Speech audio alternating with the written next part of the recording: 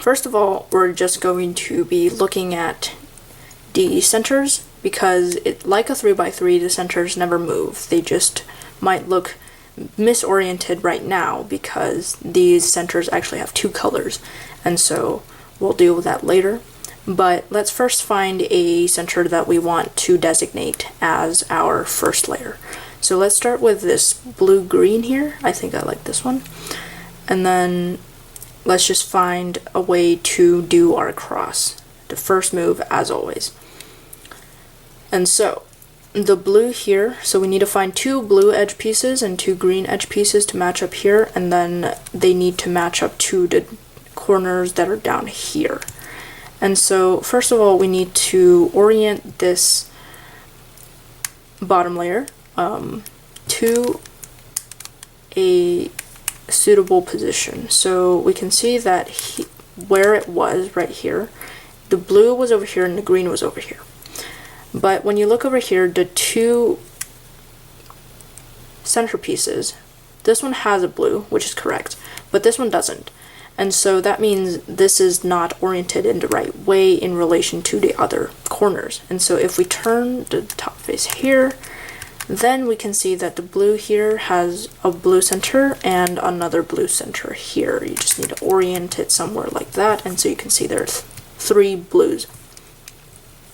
And then over here you can see, okay, so green face here, there's a green center there and a green center there. If you orient it like that, then you can see that the three are matched up as well. And so now we need to find something that matches these up. And so you can see that this edge piece is oriented incorrectly in relation to the curvature.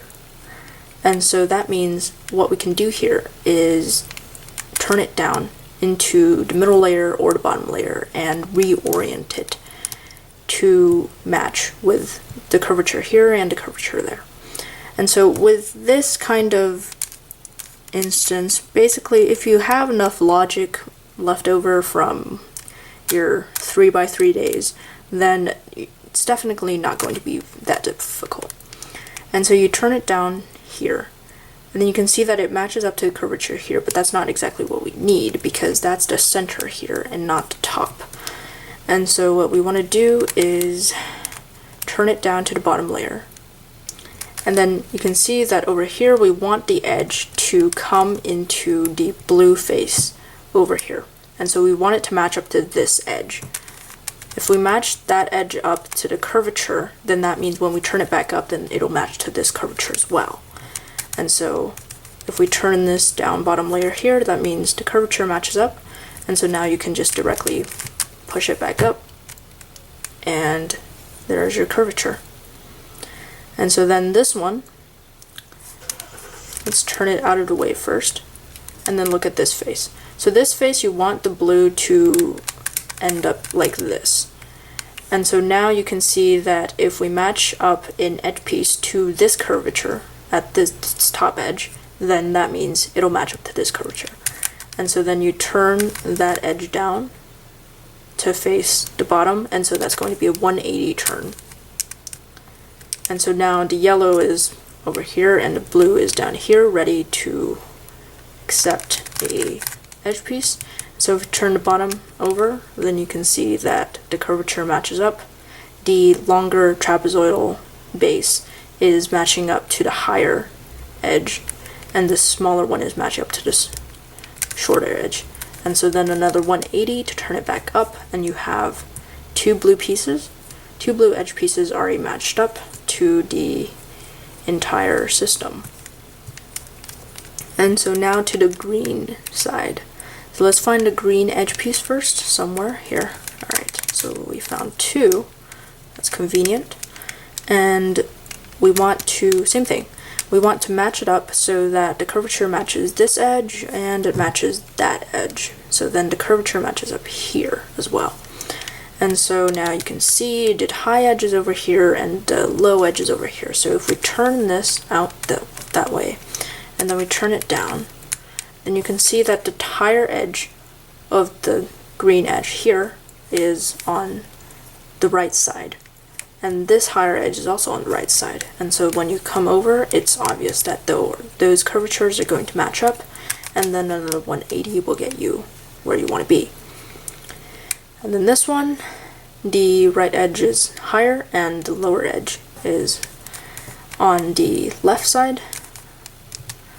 And so then when you push this down, you can see that the higher edge is actually on the left side and the lower edge is on the right side. And so if you try to do it like this, then obviously that won't work out very well. The curvature doesn't match here, and so then by default it won't match here. And so how do we fix that? Let's turn it back down again.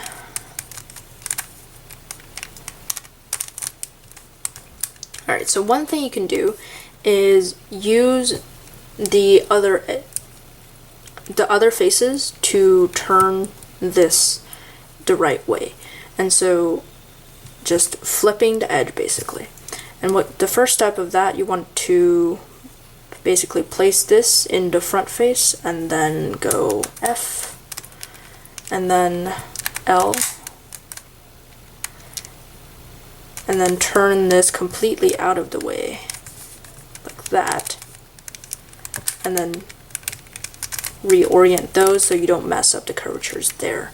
And so now you can see that the higher edge is now on the left and the lower edge is now on the right.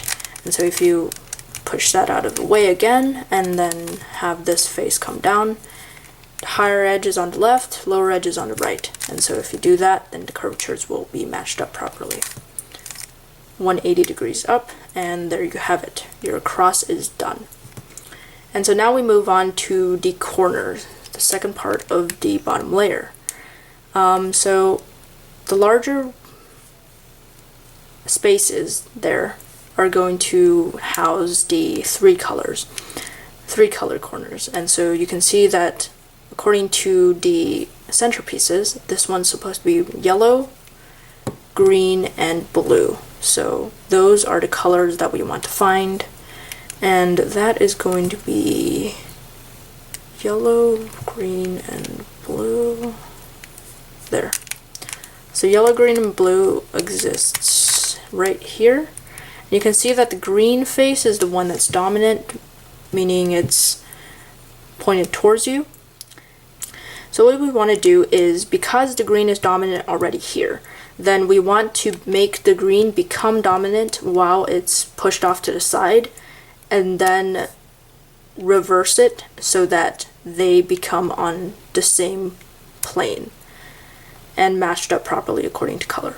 And so I think an example would be best. So let's just turn the green out of the way so it's here, and then we turn this face so that the green becomes dominant here in the center, and then turn this bottom back. And so now you can see that the green matches up properly. And so then you turn this back up, and then you would have the entire thing matched up. And then we go to the second corner with the three colors, so green, blue, and red.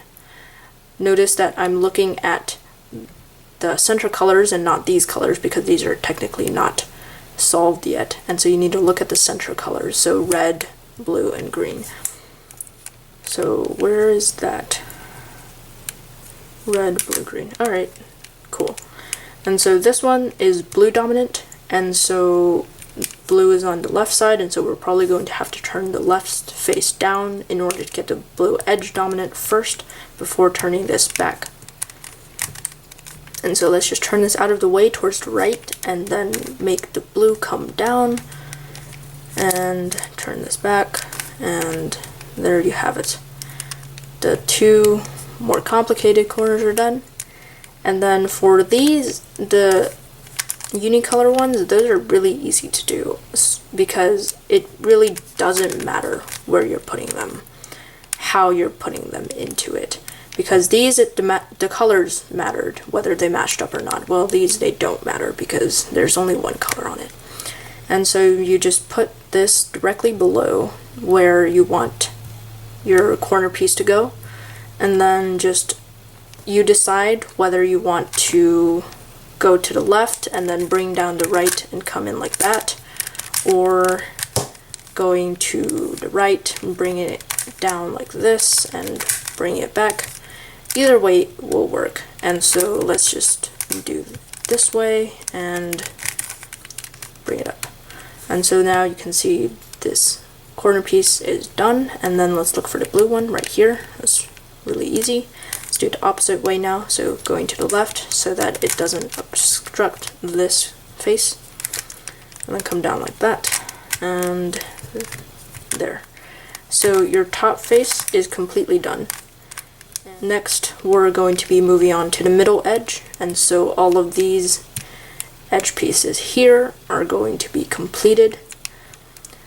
This is very much like, well, basically exactly the same algorithm that we would normally use on a 3x3, except the pattern here is you want the curvature to stick out. So the red, you want the red to go in here in the proper orientation. You can see that this is the right color, but the orientation is flipped. And so when you're going through the algorithm, you want to set it up so that the edge is actually not matched up to the curvature of the centerpiece. And so this is not the correct orientation. You would want to make it another 90 degrees and make this stick out in relation to the centerpiece. So this piece would be considered to be to the right of where it wants to go, and so we start off the formula by going further away from where it wants to go and then bring up this. So it's going to be this formula for going from here to here, so to the left. So then you first go to the right, counterclockwise up, and then left, up, left, up, front, and back. So that's how you get it to match up to curvature, even though there's only one color that you can take a look at. And so let's continue on here. The green, we want the green to come here, and we don't want the curvature to match up, and so we want it to just stick out over here. And so this is wanting to come to the right. And so if we want it to go to the right, then we first have to go left, turn it up here, and then you can see now the corner and the edge have matched up already. Turn it out of the way, and then basically complete the cycle here. Now it's brought back there. Here, make it so that the edge sticks out. This wants to go left, and so we go farther away. Turn down the corner so that you can see those match up curvature wise. And then there we go. So both bottom layers are now completely done, and so now all we have to do is worry about the top layer, and we're going to be continuing on that vein when we return for the third and final video of the series. See you then.